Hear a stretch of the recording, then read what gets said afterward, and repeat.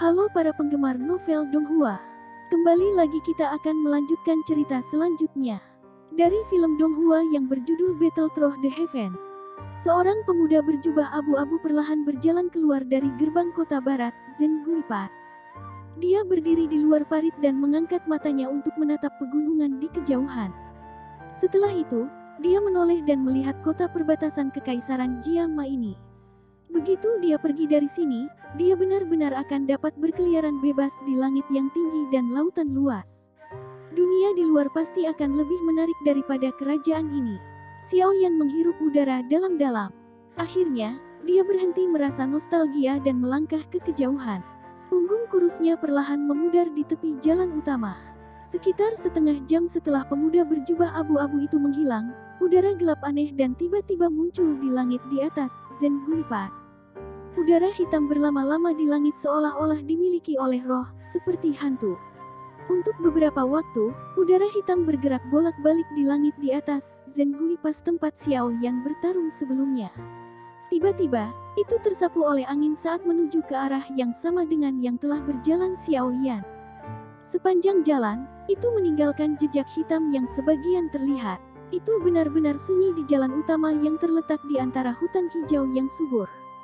Hanya ada kicauan lembut burung-burung yang duduk di dahan-dahan pohon, menambah kehidupan di jalan yang kosong ini. Guru, sebelumnya kamu.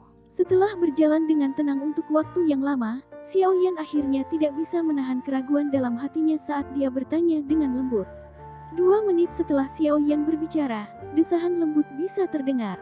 Yao Lao tertawa getir ketika dia bergumam, "Ah, benar-benar tak terduga bahwa orang-orang ini hadir di dekat kekaisaran Jiama. Mereka jarang datang ke sini. Kenapa kali ini?" Yao Lao bergumam pelan pada dirinya sendiri mengakibatkan Xiaoyan menjadi benar-benar bingung. Dia segera bertanya dengan hati-hati, "Guru, siapa orang-orang yang Anda sebut sebagai orang-orang itu?" Setelah mendengar pertanyaan Xiaoyan, Yao Lao terdiam. Xiaoyan kaget ketika dia melihat sikap Yao Lao dan tidak melanjutkan masalah ini. Alisnya sedikit berkerut saat dia terus mengikuti arah peta, berjalan di sepanjang jalan ini yang menuju ke wilayah Black Corner. Namun, dia mulai merasa agak gelisah di dalam hatinya. "Anak kecil, saya awalnya berencana untuk memberitahu Anda tentang hal-hal ini setelah Anda menjadi lebih kuat. Namun, sekarang jejak saya secara tak terduga ditemukan oleh mereka. Rencana awal saya juga hancur. Jika Anda ingin tahu tentang masalah ini, saya hanya bisa memberitahu Anda lebih awal dari yang saya perkirakan." Yao Lao, yang telah lama terdiam tiba-tiba membuka mulutnya dan berkata, "Namun, aku harus memperingatkanmu sebelumnya bahwa faksi yang terlibat dalam masalah ini benar-benar terlalu kuat. Ini jauh dari apa yang bisa dibandingkan dengan sekte seperti Mystic Cloud Sect. Bahkan saya merasa bahwa masalahnya sangat sulit. Apakah Anda saat ini yakin ingin tahu?" Petik 2. Tangan Xiaoyan gemetar tanpa sadar. Tenggorokannya bergulir perlahan saat dia menelan seteguk air liur. Langkah kakinya yang bergerak juga berhenti ketika dia diam-diam berdiri di tempat yang sama. Dia memiliki firasat bahwa masalah yang akan segera disebutkan oleh Yao Lao kemungkinan akan menyebabkan hari-hari yang tenang dan damai yang dia alami di masa lalu lenyap seketika. Setelah keheningan Xiaoyan, Yao Lao juga berhenti berbicara. Namun, Xiaoyan samar-samar merasakan kekecewaan yang dipancarkan dari cincin di jarinya. Setelah diam selama hampir 5 hingga 6 menit, Xiaoyan tiba-tiba menghembuskan napas panjang. Dia mengangkat kepalanya dan dia memandang melewati celah di antara daun-daun pohon dan menatap langit biru yang dalam.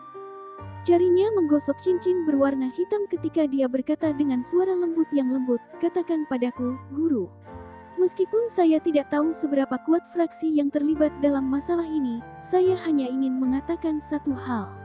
Aku muridmu. Semua kemampuan saya ini diberikan kepada Anda oleh Anda." Petik 2. "Haha, bagus, bagus. Mata saya ini, Yao Chen, belum dibutakan untuk kedua kalinya. Haha, haha, bagus, bagus. Mata saya ini, Yao Chen, belum dibutakan untuk kedua kalinya. Haha." Setelah suara Xiaoyan jatuh, Yao Lao terdiam. Beberapa saat kemudian, dia berulang kali mengucapkan kata, "Baik," 2 kali. Sebuah suara yang bergetar keras terdengar di dalam hatinya. Saat suasana hatinya gelisah, dia telah mengucapkan nama yang pernah mengguncang seluruh benua Doki di depan Xiao Yan untuk pertama kalinya. Kata-kata Xiao Yan tenang dan tidak bersemangat, kata-kata yang sama yang berasal dari hatinya telah menyebabkan Yao Lao yang biasanya tenang dan acuh tak acuh menjadi begitu emosional sehingga air matanya yang lama dibiarkan berkeliaran. Dia telah mengalami dikhianati oleh orang yang paling dia percayai. Rasa sakit semacam itu pada dasarnya adalah jenis yang meresap ke tulang seseorang. Namun, untungnya kali ini, matanya, yang salah perhitungan sekali, tidak mengulangi kesalahan yang sama. Yao Chen, apakah ini nama guru sekali? Xiao Yan mengulangi nama asing itu dalam benaknya. Namun, fokusnya dijeda pada kalimat lain. Tidak buta untuk kedua kalinya. Dengan kata lain, dia buta sekali. Ah, sepertinya masa lalu guru cukup kasar. Petik 2. Anak kecil, saya telah mengatakan kepada Anda di masa lalu bahwa benua Doki sangat besar. Di dalamnya, orang-orang kuat sama banyaknya dengan awan. Bahkan orang yang dianggap terkuat di dalam kekaisaran Jiama, Yunsan, tidak punya pilihan selain menyingkirkan kesombongannya saat memasuki benua. Ini karena, ada banyak orang di dalamnya yang berkali-kali lebih kuat darinya. Nada lambat Yao Lao mengandung beberapa kesunyian, menarik perhatian Xiao Yan sampai yang terakhir tidak berani sedikit pun terganggu. Karena daerah yang sangat luas ini, ada banyak faksi aneh yang telah terbentuk. Di antara mereka, ada faksi misterius bernama Hall of Souls. Meskipun faksi ini hampir mencakup separuh benua, mereka jarang muncul di negara-negara yang jauh dari pusat benua seperti Kekaisaran Jiama. Tidak banyak orang di benua ini yang mengetahui keberadaan mereka. Petik 2. Hall of Souls. Xiao Yan menggumamkan nama ini sebelum dia berbicara dengan lembut. Sebelumnya, guru pasti merasakan jejak mereka di Zengui Paskan. Ah, Yao Lao tersenyum pahit dan mengangguk ketika berkata, Hall of Souls ini sangat kuat dan misterius. Selain itu, metode yang mereka gunakan dalam operasi mereka sangat aneh. Bahkan saya tidak memiliki pemahaman yang mendalam tentang mereka. Namun, mereka biasanya tidak menyerang orang biasa. Target mereka adalah roh hidup yang tubuhnya telah mati, tetapi rohnya luar biasa kuat. Sebagai seorang alkemis, Anda juga harus tahu bahwa ketika kekuatan roh telah mencapai batas tertentu, roh masih akan dapat bertahan bahkan jika tubuh dihancurkan untuk menemukan peluang untuk dihidupkan kembali. Untuk jenis roh seperti ini, kami menyebutnya roh hidup. Petik 2. Ah, Yao Lao tersenyum pahit dan mengangguk ketika berkata, Hall of Souls ini sangat kuat dan misterius. Selain itu, metode yang mereka gunakan dalam operasi mereka sangat aneh. Bahkan saya tidak memiliki pemahaman yang mendalam tentang mereka. Namun, mereka biasanya tidak menyerang orang biasa. Target mereka adalah roh hidup yang tubuhnya telah mati, tetapi rohnya luar biasa kuat. Sebagai seorang alkemis, Anda juga harus tahu bahwa ketika kekuatan roh telah mencapai batas tertentu, roh masih akan dapat bertahan bahkan jika tubuh dihancurkan untuk menemukan peluang untuk dihidupkan kembali. Untuk jenis roh seperti ini, kami menyebutnya roh hidup. Petik 2. Itu seperti apa yang ada di dalam guru, kan? Xiao Yan mengerutkan bibirnya dan bertanya dengan lembut. Iya nih. Yao Lao memberikan respons positif. Suaranya segera dan tiba-tiba memiliki beberapa amarah dan kesuraman tambahan di dalamnya. Mereka seperti pemulung roh benua ini. Setiap roh kuat yang telah meninggalkan tubuh mereka akan dirasakan oleh mereka. Setelah itu, mereka akan mengirim seseorang untuk menyelesaikannya secara misterius. Saya tidak tahu mengapa mereka mengkhususkan diri dalam menyerang tubuh spiritual, tetapi mereka tampaknya memiliki beberapa taktik pengendalian khusus terhadap roh. Saat itu, tidak lama setelah tubuh fisik saya hancur, saya dikelilingi dan diserang oleh mereka. Meskipun akhirnya saya berhasil membunuh jalan keluar, saya juga terluka parah karenanya. Untungnya, bagaimanapun, saya beruntung mendapatkan cincin jiwa-jiwa hangat yang sangat langka ketika saya membantu orang lain memperbaiki pil obat saat itu. Pada akhirnya, saya mendapat seseorang untuk membantu saya membuat cincin berwarna hitam di jari Anda. Karena inilah saya berhasil melarikan diri terbunuh oleh mereka.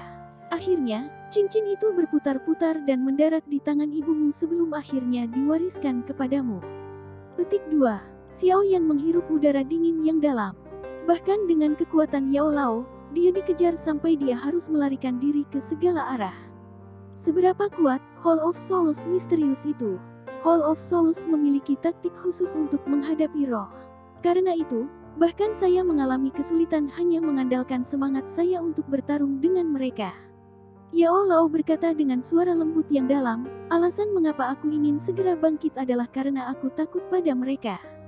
Selain itu, saya juga memiliki beberapa masalah dan dendam yang harus saya selidiki sepenuhnya dan selesaikan. Petik 2. Xiao Yan diam-diam mengangguk. Anak kecil, kamu tidak perlu memikirkan bagaimana membantuku. Arus Anda terlalu lemah. Yang saya optimis tentang potensi Anda. Selama Anda diberi waktu yang cukup, Anda pasti akan menjadi orang kuat sejati di puncak. Hanya saja Anda harus menjadi lebih kuat sekarang. Kalau tidak, begitu orang-orang itu datang mencari, saya khawatir bahkan nyawa Anda akan dalam bahaya. Yao Lao perlahan berkata. Wajah Xiao Yan perlahan menjadi serius. Dia mengepalkan tinjunya dan menjawab dengan suara yang dalam, Guru, aku akan mendapatkan hati jatuh api sesegera mungkin. Setelah itu, saya akan membantu Anda memperbaiki tubuh sehingga Anda tidak lagi terancam oleh Hall of Souls. Petik 2. Aku hanya bisa mengandalkanmu. Yao Lao menghela nafas dan segera menyuarakan pikirannya, beruntung aku cepat-cepat masuk ke cincin itu. Kalau tidak, saya khawatir mereka akan mengunci posisi kami. Namun, sekarang mereka telah merasakan sesuatu, saya pikir tempat ini secara bertahap akan memiliki peningkatan anggota dari Hall of Souls. Karena itu, mungkin ada banyak masalah di masa depan di mana Anda harus mengandalkan diri sendiri. Kalau tidak, begitu saya muncul sekali dan mereka mengunci saya, hidup kami berdua akan dalam bahaya. Petik 2. Wajah Xiao Yan perlahan menjadi serius. Dia mengepalkan tinjunya dan menjawab dengan suara yang dalam, Guru, aku akan mendapatkan hati jatuh api sesegera mungkin. Setelah itu, saya akan membantu Anda memperbaiki tubuh sehingga Anda tidak lagi terancam oleh Hall of Souls. Petik 2. Aku hanya bisa mengandalkanmu. Yao Lao menghela nafas dan segera menyuarakan pikirannya, beruntung aku cepat-cepat masuk ke cincin itu. Kalau tidak, saya khawatir mereka akan mengunci posisi kami. Namun, sekarang mereka telah merasakan sesuatu, saya pikir tempat ini secara bertahap akan memiliki peningkatan anggota dari Hall of Souls. Karena itu, mungkin ada banyak masalah di masa depan di mana Anda harus mengandalkan diri sendiri. Kalau tidak, begitu saya muncul sekali dan mereka mengunci saya, hidup kami berdua akan dalam bahaya. Petik 2. Xiao Yan mengangguk dengan berat. Hatinya yang santai karena telah meninggalkan kekaisaran Jiama sebelumnya tiba-tiba mengencang.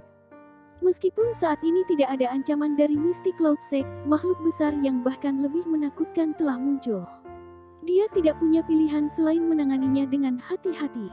Selain itu, seperti yang dikatakan Yao Lao, saat ini dia benar-benar terlalu lemah.